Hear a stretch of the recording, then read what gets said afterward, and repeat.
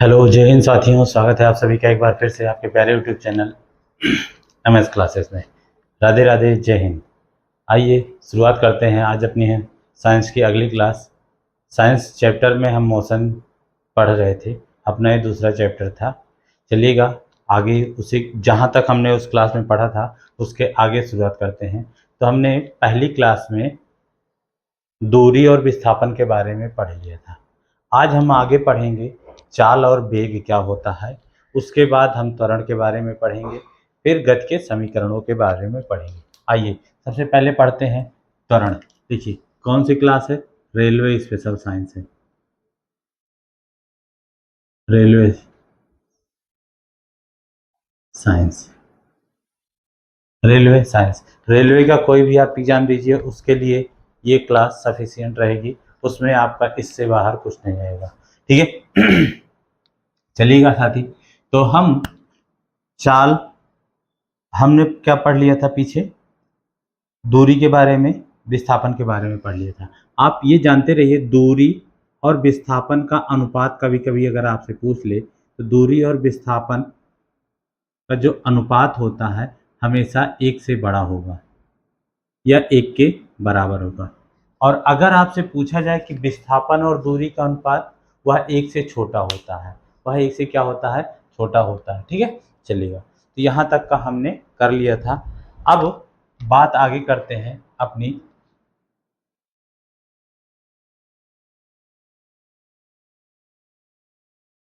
चलिए, चाल क्या होती है, चाल, इसी को हम क्या कहते हैं, स्पीड। क्या कहते हैं, स्पीड। चाल यानी स्पीड। चाल की अगर आप डिफिनीशन समझोगे तो क्या होता है, एकांक समय में तय की गई दूरी को ही क्या कहा जाता है, चाल कहा जाता है। लेकिन चाल के डिफिनीशन से पहले आप कॉन्सेप्ट समझो। देखो जैसे देखो यहाँ ए स्थान है और ये स्थान बी है, यहाँ तक की दूरी 50 मीटर है और इसको हमें तय करने में 10 सेकंड लगता है। कितना सेकंड लगता है, 10 सेकंड। तो हमारी चाल क्या होगी, हमारी चाल क्या होगी, देखो यानी 50 मीटर की दूरी चलने में 10 सेकंड लगता है, तो हम 1 सेकंड में कितना चलेंगे, 5 मीटर। कितना चलेंगे, 5 मीटर। क्योंकि अगर हम निकालें इसको एक एक नियम से तो 10 सेकंड में हम कितना चले, 50 मीटर चले। तो 1 सेकंड में कितना चले, 50 को 10 से भाग कर दीजिए, कितना चले, 5 मीटर चले। 1 सेकंड में कितना चले, 5 मीटर चले। तो जो 1 सेकंड में जितनी दूरी हम चल ले रहे हैं वही हमारी क्या कहलाती है, वही हमारी चाल कहलाती है। जो हम कहते हैं कि चाल की परिभाषा क्या है, चाल होती है एकांक समय में तय की गई दूरी को चाल कहते हैं। क्या कहते हैं, चाल कहते हैं। एकांक समय, एकांक समय का मतलब हुआ भैया 1 मिनट, 1 सेकंड, 1 घंटे में हम जितनी दूरी तय कर लेते हैं वही हमारी क्या कहलाती है, चाल कहलाती है। तो यहाँ से हम देखिए ए से बी के बीच की दूरी 50 मीटर थी, उसको तय करने में हमें 10 सेकंड का समय लगता था। यदि 10 सेकंड में 50 मीटर गए तो 1 सेकंड में कितना गए, 5 मीटर गए।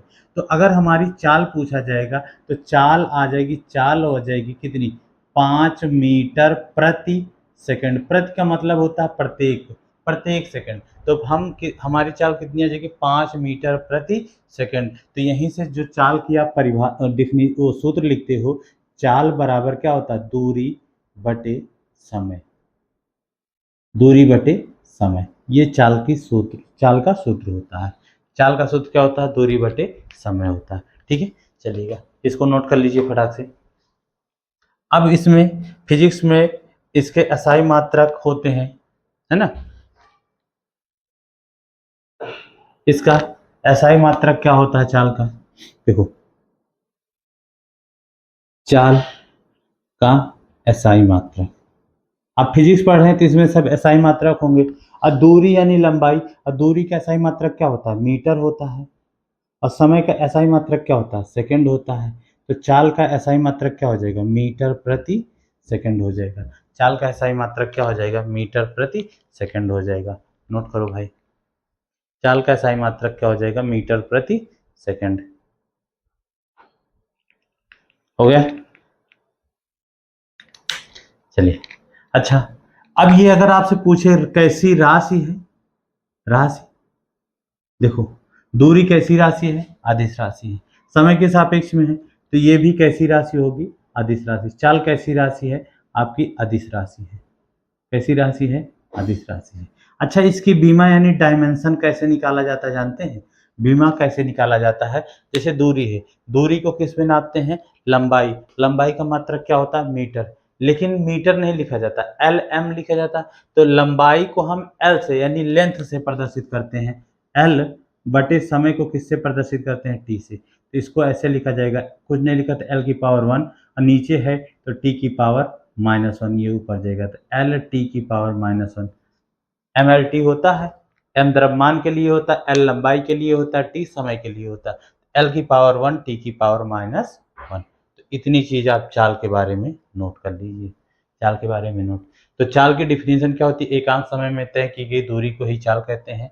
चाल सूत्र क्या होता है, दूरी बटे समय। चाल का SI मात्रक मीटर पर सेकंड। कैसी राशि है, अदिश राशि है, इसकी बीमा यानी डायमेंशन L की पावर 1, T की पावर -1 होती है। ठीक है, और कैसे हमने निकाला, जो आप परिभाषा लिखे हैं उसको हम यहाँ से आपको प्रूव किए।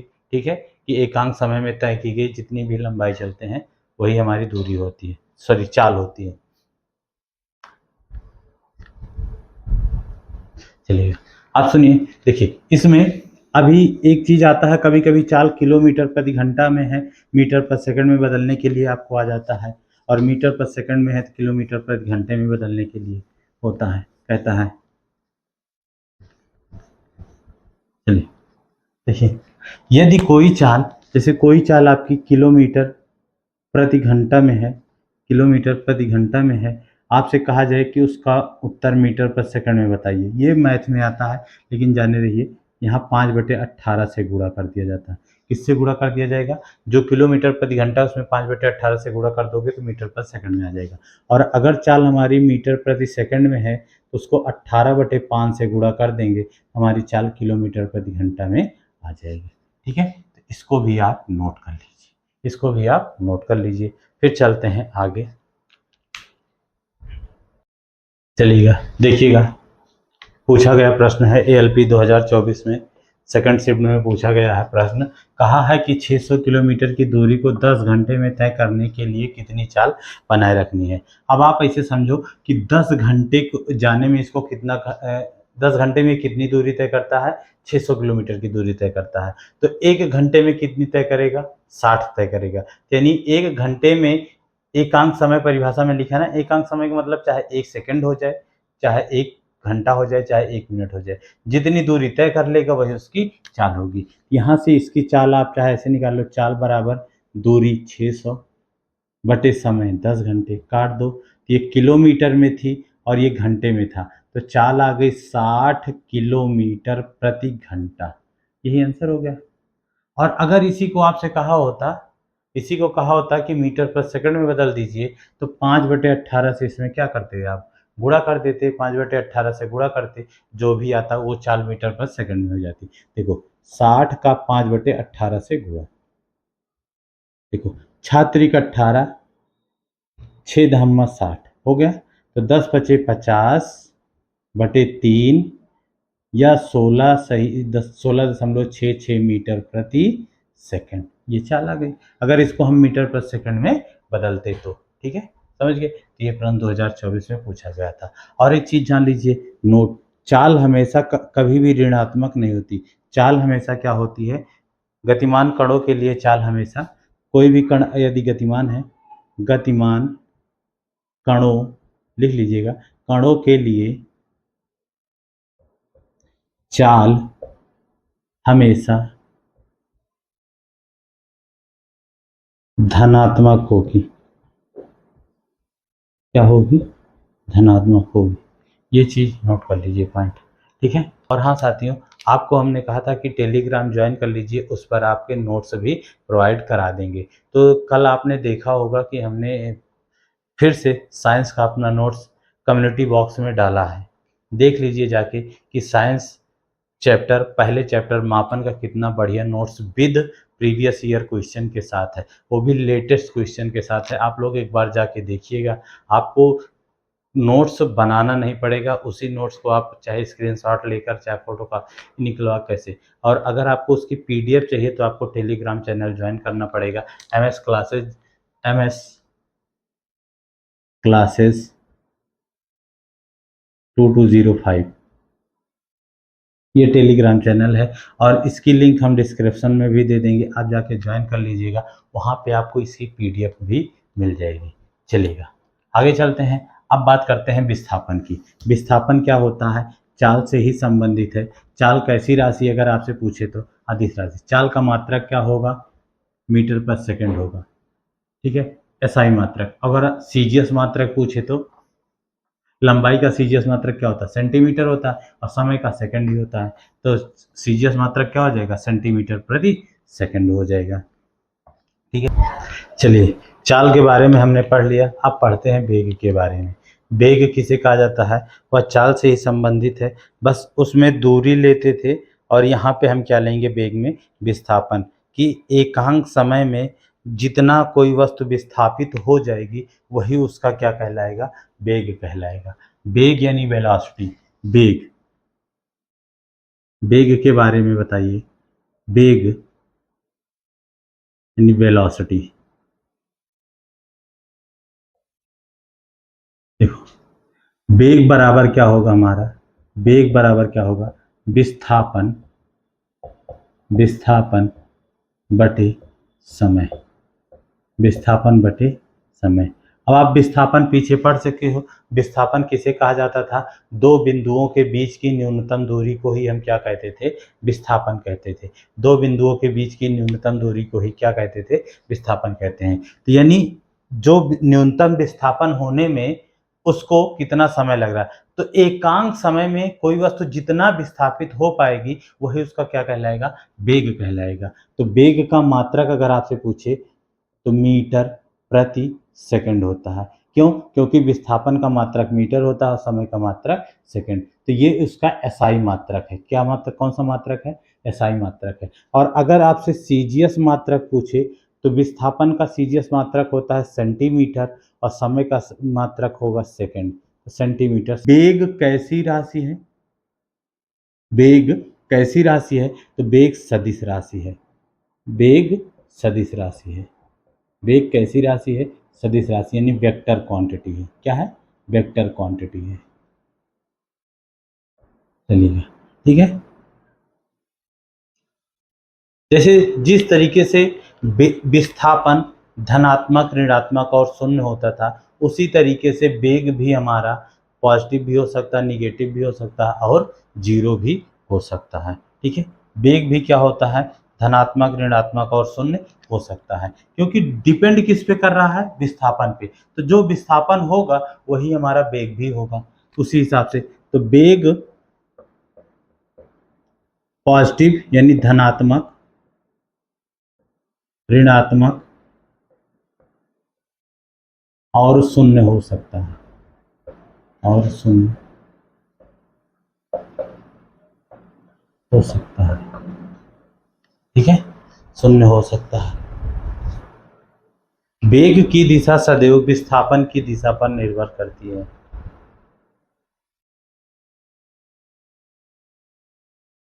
अगला पॉइंट है वेग की दिशा, उसकी डायरेक्शन कैसी होगी? पॉजिटिव होगी कि निगेटिव होगी? वो किस पर निर्भर करेगी? वेग की दिशा सदैव विस्थापन पर निर्भर करती है, विस्थापन पर निर्भर करती है। चलिएगा, हो गया। आइएगा कुछ क्वेश्चन करते हैं इसके, तो फिर आपको और समझ में आएगा। देखिएगा एक एग्जांपल आपके सामने लिखते हैं, समझिएगा इसको। पूरा क्वेश्चन नहीं, शॉर्ट में समझाते हैं आपको। जैसे देखो ए स्थान ए है, ए स्थान बी है। एक व्यक्ति ए बी के स्थान के बीच की दूरी 300 मीटर है। कितनी मीटर है? 300 मीटर है।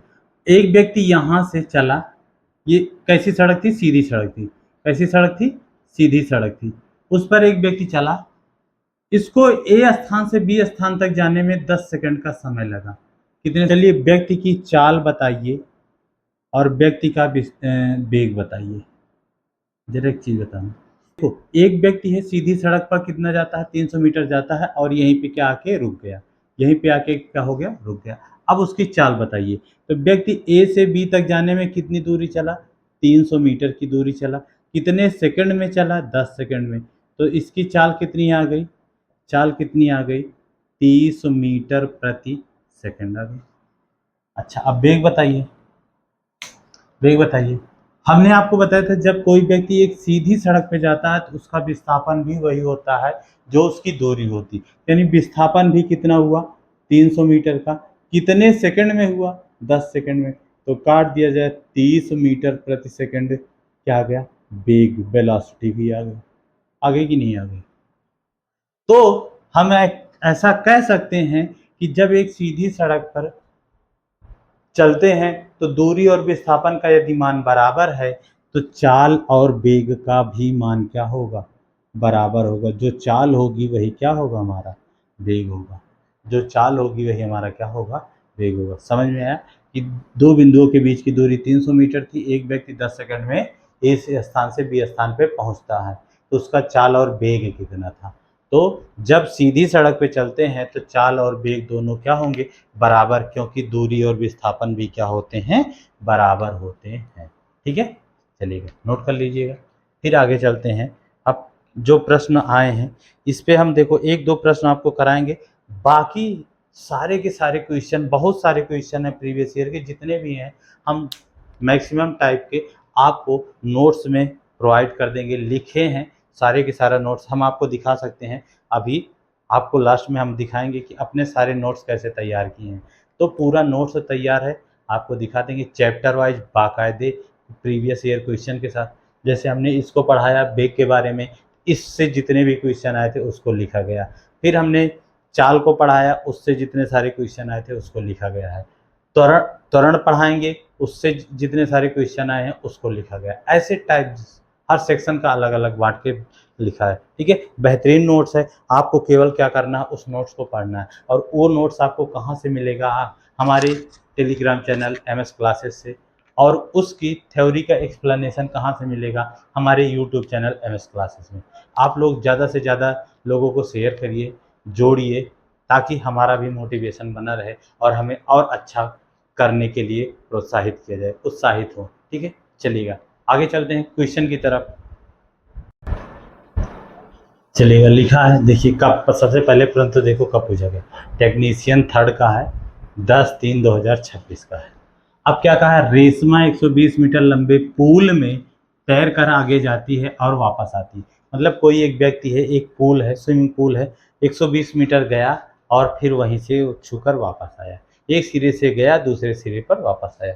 तो 1 मिनट में 200, वह कितना चल लेता है? 1 मिनट में 200 मीटर की, 240 मीटर की दूरी तय करता है। अगर उसकी चाल देखा जाए तो देखो 1 मिनट में कितना चल रहा है? 240 मीटर चल रहा है 1 मिनट में। तो 60 से आप इसको मिनट को सेकंड में बदलोगे और इसको भाग करोगे तो कितना आ जाएगा? 4 मीटर प्रति सेकंड आ जाएगा। 4 मीटर प्रति सेकंड उसकी चाल आ जाएगी। लेकिन आपसे क्या पूछा? उसका औसत वेग।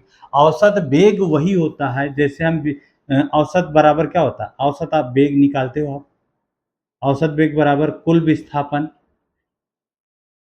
टोटल डिस्प्लेसमेंट, और बटे कुल समय, कुल समय। अब चाहे कुल विस्थापन कहिए और चाहे विस्थापन कहिए, बात एक ही होगी। तो औसत वेग जैसे आप इसका वेग निकालते हो वैसे ही इसका औसत वेग निकलेगा कि विस्थापन बटे समय से। तो अब देखो ध्यान से देखना क्या आएगा। अच्छा इसके आपके ऑप्शन लिख दें? जरा देखो, जरा ऑप्शन लिख लो, फिर आप आंसर बताने की कोशिश करना। ऑप्शन क्या क्या है? 4 मीटर प्रति सेकंड, 0 मीटर प्रति सेकंड, 10 मीटर प्रति सेकंड और 8 मीटर प्रति सेकंड। चलिए बताओ भाई। अब ऑप्शन ये आपके सामने है, अब आप इसमें से कौन सा उत्तर दोगे? अब सुनो, देखो जिसका 4 आ रहा है वो एकदम सही नहीं है। क्यों नहीं सही है? उसका कारण है, देखो क्या कहा, रेशमा ए बिंदु से चली, यानी पुल के एक सिरे से चली, दूसरे सिरे पर पहुंची, 120 मीटर गई और फिर 120 मीटर ही क्या हो गई, वापस आ गई। तो चाल अगर पूछा होता तो रेशमा तो कुल 120 गई, 120 आई, यानी 240 मीटर, और कितने सेकंड, कितने समय में, 1 मिनट, और 1 मिनट को सेकंड में चेंज किया तो 60, तो भाग कर देते 4×6 = 24, 6×4 = 24, यानी 4 मीटर/सेकंड आ जाता। और अगर आपसे चाल पूछा होता तब तो ये सही था। लेकिन अच्छा, अब यहाँ से एवरेज वेलोसिटी पूछा है, तो जरा विस्थापन बताओ कितने का हुआ है। विस्थापन यहाँ से चली, यहाँ गई, और फिर यहीं से वापस आ गई यहीं पे, तो विस्थापन क्या हुआ, 0 का हुआ। और बटे समय 1 सेकंड यानी 60 सेकंड लिख दो, 1 मिनट यानी 60 सेकंड लिख दो। विस्थापन कितने का, 0 का। तो किसी भी संख्या से अगर 0 में भाग करते तो उत्तर कितना था, 0 मीटर/सेकंड, यानी विस्थापन उसका कितना आ गया, 0 मीटर/सेकंड आ गया। समझ गए। तो इसी तरीके से बहुत सारे प्रश्न पूछे गए थे और हमने उन सारे प्रश्नों को नोट्स में बाकायदे लिख दिया है। बस हम एक एक क्वेश्चन आपको ऐसे कराते चलेंगे। बाकी आप नोट्स के लिए हमारे टेलीग्राम चैनल पर जुड़ जाइएगा, वहाँ से आपको नोट्स बाकायदे मिल जाएगा। और बस आप एक काम करिएगा, इस वीडियो पर प्यारा सा एक एक कमेंट्स कर दीजिएगा, ठीक है। चलिएगा आगे चलते हैं। चलिएगा आगे है पॉइंट त्वरण। क्या है त्वरण, एक्सीलरेशन।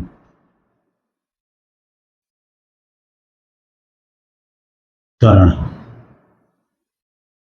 त्वरण क्या है, त्वरण की डिफिनीशन होती है, वेग परिवर्तन की दर को ही क्या कहा जाता है, त्वरण कहा जाता है। अच्छा, ये वेग परिवर्तन क्या है, आप लोग गाड़ी चलाए होंगे, गाड़ी चलाए होंगे या आप चलते हैं, जैसे कभी कभी आप ऐसे मान लीजिए आप जा रहे थे, ठीक है, आप जा रहे थे भाई, आप जा रहे थे बढ़िया मस्तानी चाल में। इस समय मान लीजिए आपकी चाल कोई V1 थी, V1 थी या U थी, कुछ भी थी, आप ऐसे मान लीजिए।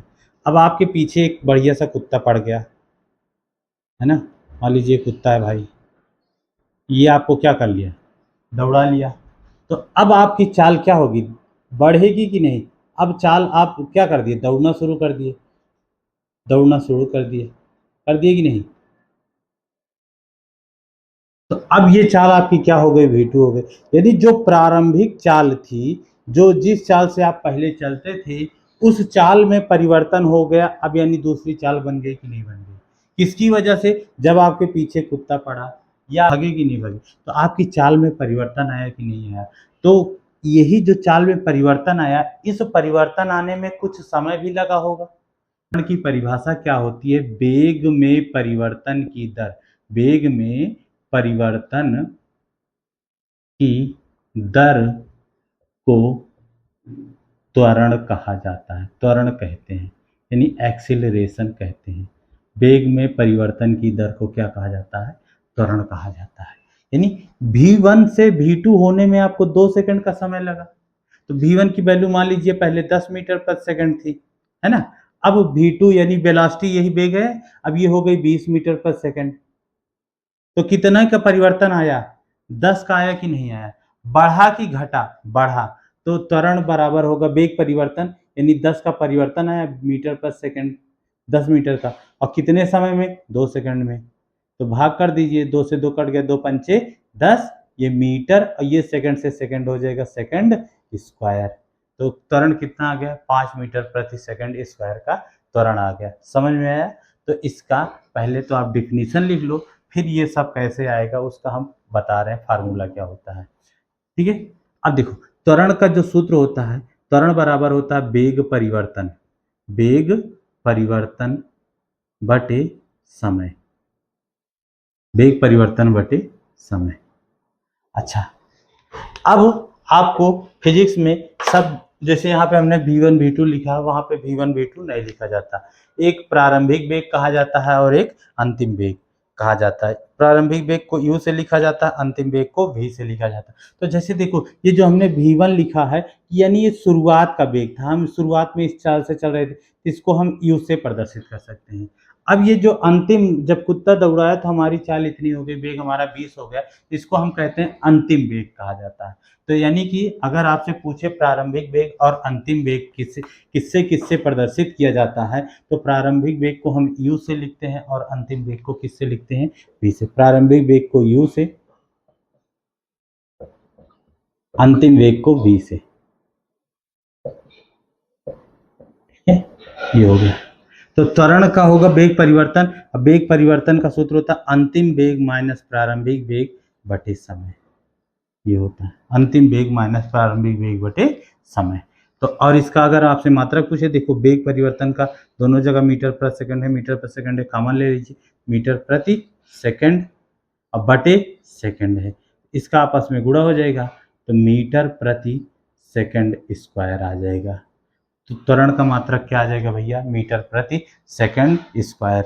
और पूछेगा त्वरण कैसी राशि है, त्वरण एक सदिश राशि है। त्वरण कैसी राशि है, सदिश राशि है, क्योंकि वेग एक सदिश राशि है तो त्वरण भी क्या होगी, एक सदिश राशि होगी। और अगर आपसे इसकी बीमा पूछा जाएगा, बीमा पूछा जाएगा, देखो मीटर है, मीटर को एल बटे समय टी है तो टी के स्क्वायर ऊपर जाएगा, एल टी की पावर माइनस 2 हो जाएगा। इतना नोट कर लीजिएगा, इतना नोट कर लीजिए भाई, ठीक है, चलिए इतना नोट कर लीजिएगा। और इसमें के जो प्रीवियस ईयर के क्वेश्चन हैं उसको कल की हम अगले क्लास में करेंगे। कल आगे पढ़ेंगे हमारे ग्राफ के क्वेश्चन और न्यूटन के गति के नियम है, उसके बाद ये चैप्टर हमारा हो जाएगा कंप्लीट। ठीक है साथियों, तो यहाँ तक का आप रिवीजन करिएगा अच्छे से, और नोट्स हम आपको आज ग्रुप में प्रोवाइड करा देंगे, आप लोग ग्रुप जाके ज्वाइन कर लीजिएगा। चलिए आपको फिर मिलेंगे अगली क्लास में, तब तक के लिए जय हिंद जय भारत।